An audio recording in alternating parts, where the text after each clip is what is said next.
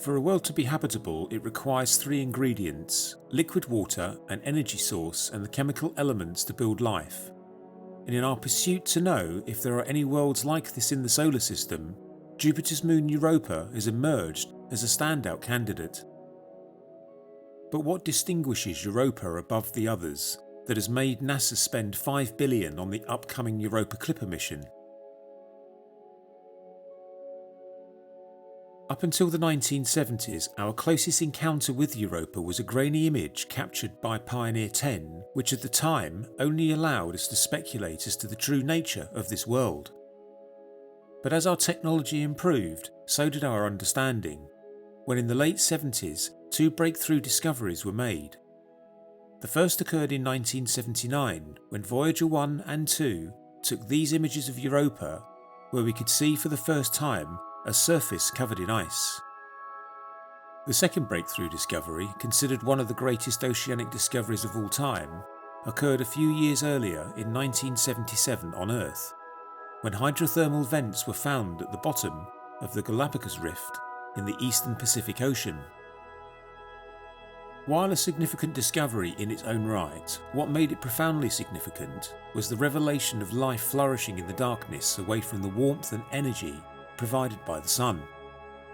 A revelation that sparked a paradigm shift in our preconceptions about energy sources needed for life, and how it could survive, adapt and thrive in extreme environments. The consequence of both these findings gave rise to a tantalizing new hypothesis within the scientific community. What if Europa's frozen surface was hiding a subsurface ocean that could have the ingredients for life? However, it wasn't until 1995, with the arrival of the Galileo spacecraft around Jupiter, that evidence supporting this hypothesis began to take shape. The spacecraft detected changes in the induced magnetic field around the Moon as it moved through Jupiter's magnetic environment, strongly indicating the existence of a salty ocean beneath Europa's icy surface. Evidence of this subsurface ocean was further supported with the discovery of linear features and expansive ridges, hinting at tidal forces that are providing an energy source to the ocean, vital for habitability and in helping maintain a liquid subsurface, whilst also aiding in upwelling of subsurface material to form Europa's chaotic terrains. But the surface is not all cracks and ridges. There are large swathes of the icy surface which are unusually smooth, especially for a moon formed 4.5 billion years ago. These smooth areas are relatively free of impact craters, suggesting surface features are being reshaped by the subsurface water. We also now know that Europa is chemically rich on its surface, as the Moon is constantly bombarded by charged particles from Jupiter. It causes water molecules to split, forming chemicals such as hydrogen peroxide, sulfates and molecular oxygen. But what we don't know is if these chemicals mix with the subsurface ocean, because if they did, a diverse and chemically rich ocean may lie beneath the ice.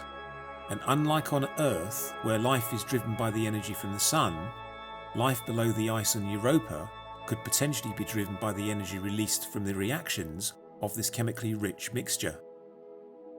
This raises a pressing question then. Do these chemicals interact with the subsurface ocean, potentially nurturing a chemically diverse environment that is capable of sustaining life? And how would we find out?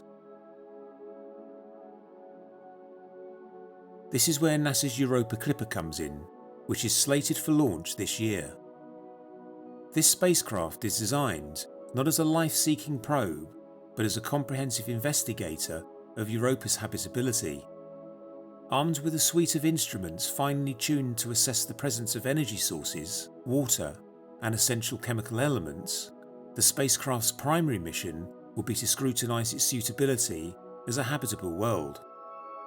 With its ice-penetrating radar, it will determine the thickness of the ice, allowing scientists to understand how easy it is for the surface material to be transported to the ocean below, giving them an indication as to how chemically rich the ocean is.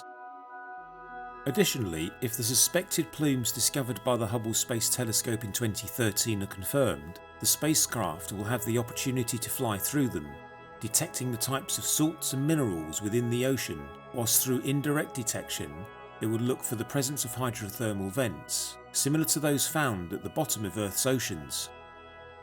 The Europa Clipper then will give us an unprecedented breakdown of Europa's habitability, examining the waters of the ocean, the likely energy source of the Moon, the composition of the chemical elements in the oceans, thereby offering valuable insight into the Moon's potential to support life. As such, exploring Europa with the Europa Clipper offers us the unique opportunity to delve into the possibility that a second origin of life has emerged in the solar system. And if we discover evidence of a second origin of life, especially in such an extreme environment, the implications are profound. The universe is likely teeming with biological life.